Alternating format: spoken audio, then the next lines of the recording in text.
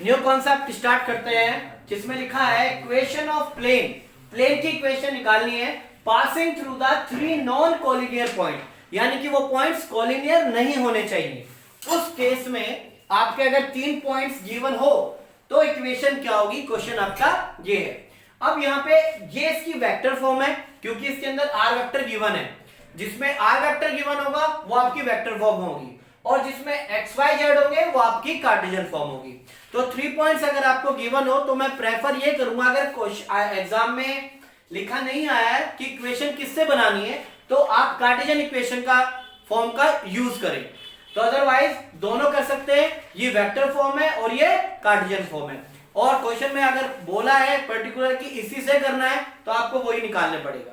ए vector आपका पहला point, B vector आपका यहाँ पे दूसरा पॉइंट और सी वेक्टर आपका यहाँ पर तीसरा पॉइंट। क्लियर है? और ये x minus x1, y minus y1, x2 minus x1, ये सब आपको पॉइंट्स दे रखे हैं। तो पॉइंट्स हैं, सीधा यहाँ पे पॉइंट्स पुट करोगे, x y z आपके एज इट इज रहेंगे और डिटरमिनेंट को सॉल्व कर दोगे तो जो इक्वेशन बन के आएगी इससे वो आपकी कार्टेशियन इक्वेशन होगी। क्लियर? और आर वेक्टर में जो छोड़ेंगे आप वो आपकी वेक्टर फॉर्म होगी। तो अब इसके ऊपर हमें क्वेश्चंस करते हैं।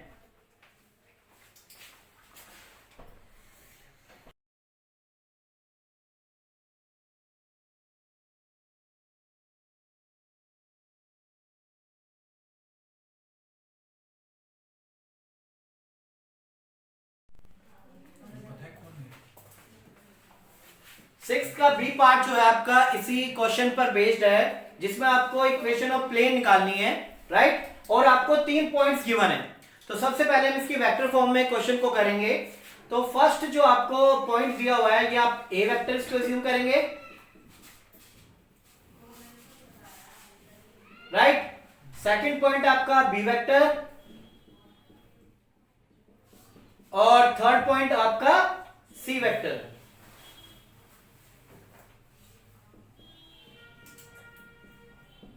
क्लियर है? अब इसमें से देखो क्या क्या बोलता है, b माइनस ए, बी में से a को माइनस करें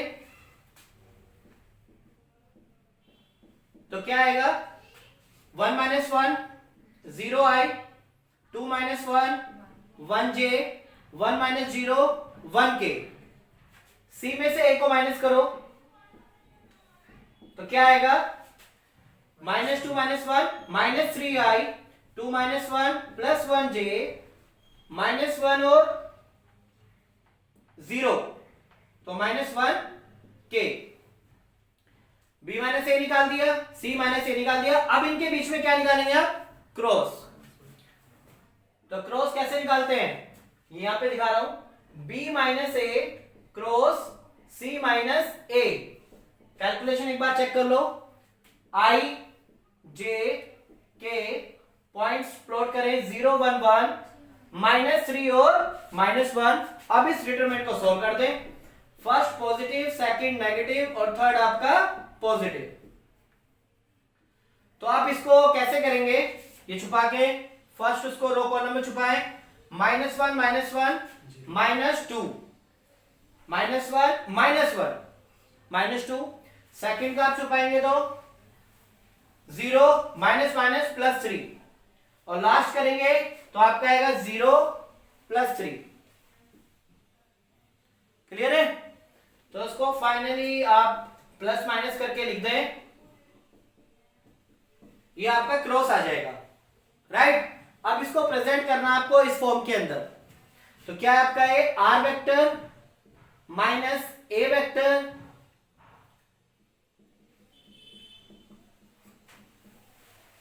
ब्रैकेट में आपका ये minus 2i plus 3j plus 3k equals to 0। तो इस फॉर्म में आप इसको छोड़ दें तो आपकी क्या है, वेक्टर फॉर्म में कन्वर्ट हो जाएगा।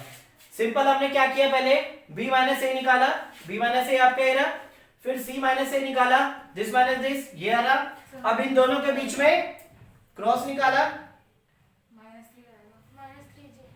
ये वाला। चलो अब चेक कर लेते हैं।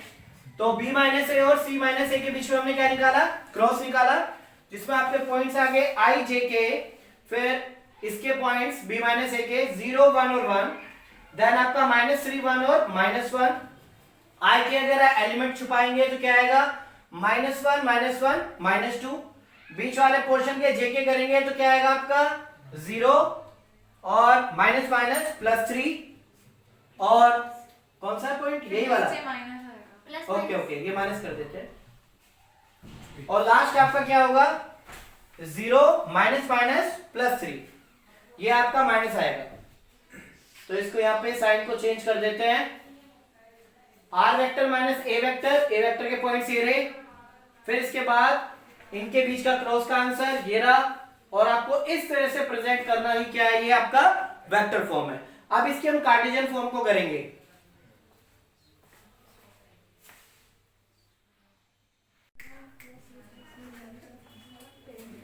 अब आगे इसके हम कार्टेशियन फॉर्म में इसको कन्वर्ट कर रहे हैं, यानी कार्टेशियन इक्वेशन में निकालेंगे।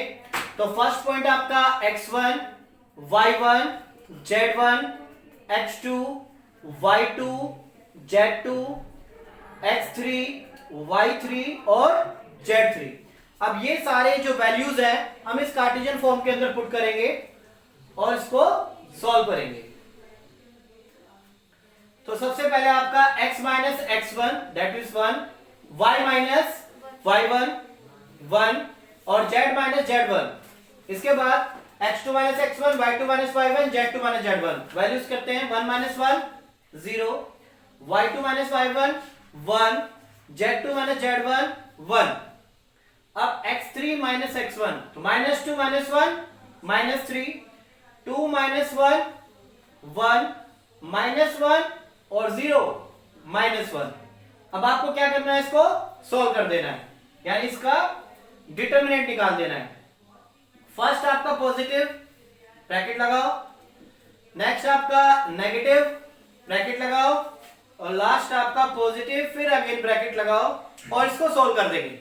क्या होगा, फर्स्ट एलिमेंट को कॉलम में और रो में छुपाएंगे तो आपके पास -1 -2 आएगा। क्लियर। इसके बाद नेक्स्ट सेकंड वाले एलिमेंट को रो और कॉलम में छुपाएंगे तो कितना आएगा 0 -3, और लास्ट जेड वाले पोर्शन को छुपाएंगे तो 0 -3। तो इसको मल्टीप्लाई करें, -2x +2 -3y +3 और ये आपका 3z। तो फाइनल आएगा -2x -3y +3z और ये प्लस के 5। अगर आप नेगेटिव कॉमन लेना चाहते हैं तो नेगेटिव कॉमन लेंगे तो साइन आपके क्या हो जाएंगे, चेंज हो जाएंगे, और नेगेटिव इधर आके क्या हो जाएगा आपका 0। तो ये आपका फाइनल आंसर, ये हो गई आपकी कार्टेशियन इक्वेशन में। अगर एग्जाम में इक्वेशन निकालने के लिए आए तो आप इसको यूज करें, ये बेटर रिजल्ट देगा आपको। ठीक है, तो ये कार्टेशियन इक्वेशन को ही ज्यादातर फॉलो करो तो ज्यादा बेटर है। वेक्टर फॉर्म में थोड़ी प्रॉब्लम रहती है।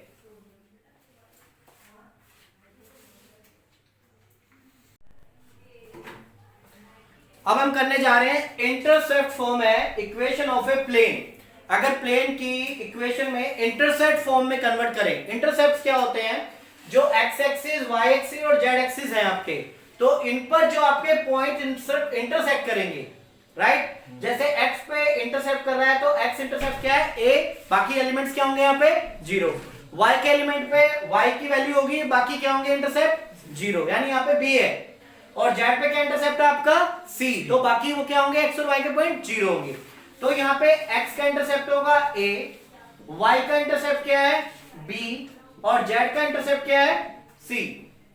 तो ये आपकी इक्वेशन निकल के आएगी, ये आपकी प्लेन की इंटरसेप्ट फॉर्म है। इंटरसेप्ट को मैं फिर दोबारा बता देता हूं, जो एक्सिस होते हैं जैसे y एक्सिस x एक्सिस, जैसे पहले आप लाइन होती थी तो जब यहाँ पे आपके x एक्सिस पे टच होती थी तो आपकी x इंटरसेप्ट फॉर्म होती थी, जिसको हम a0 मान लेते थे। ये y इंटरसेप्ट फॉर्म होती थी तो y पे हम b पॉइंट ले लेते थे। तो ये इक्वेशन निकल के आती थी x/a y/b = 1। x इंटरसेप्ट पे a लेट किया आपने, y इंटरसेप्ट पे आपने b लेट किया = 1। तो सेम यहाँ पे 3D होती है तो 3 डायमेंशंस हो जाती हैं, x एक्सिस y एक्सिस और z एक्सिस। तो उनके पॉइंट्स हो जाएंगे a b और c। x एक्सिस पे क्या इंटरसेप्ट है a, यहाँ पे यहाँ पे सी, तो वही आप डिवाइड करके लिख दीजिए। तो ये लैंड के रिगार्डिंग में हुआ करता था और ये आपके 3D के बिहाफ पर है। क्लियर? अब इनके ऊपर बेस्ड क्वेश्चन करते हैं।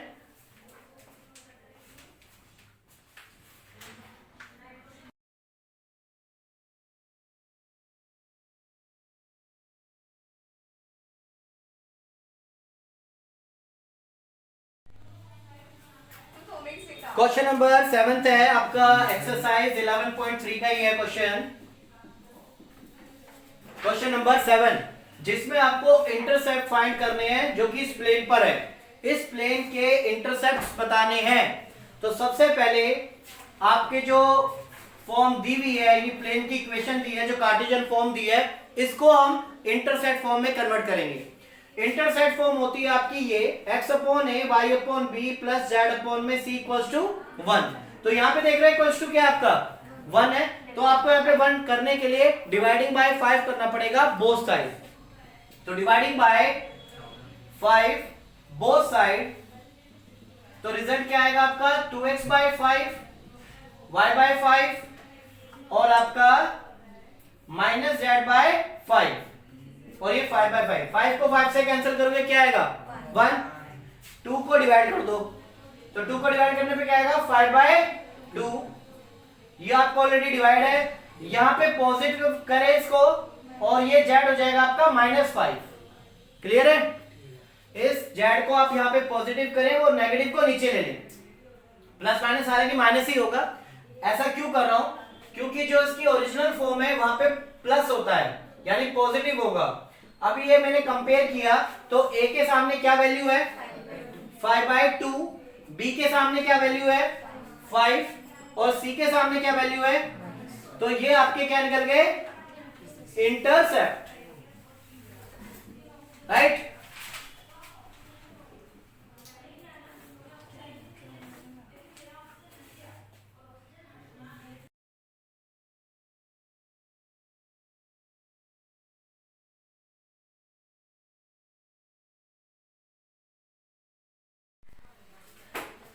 क्वेश्चन नंबर 8 की ओर चलते हैं जिसमें फाइंड करनी है इक्वेशन ऑफ द प्लेन और इंटरसेप्ट आपको y एक्सिस का गिवन है 3।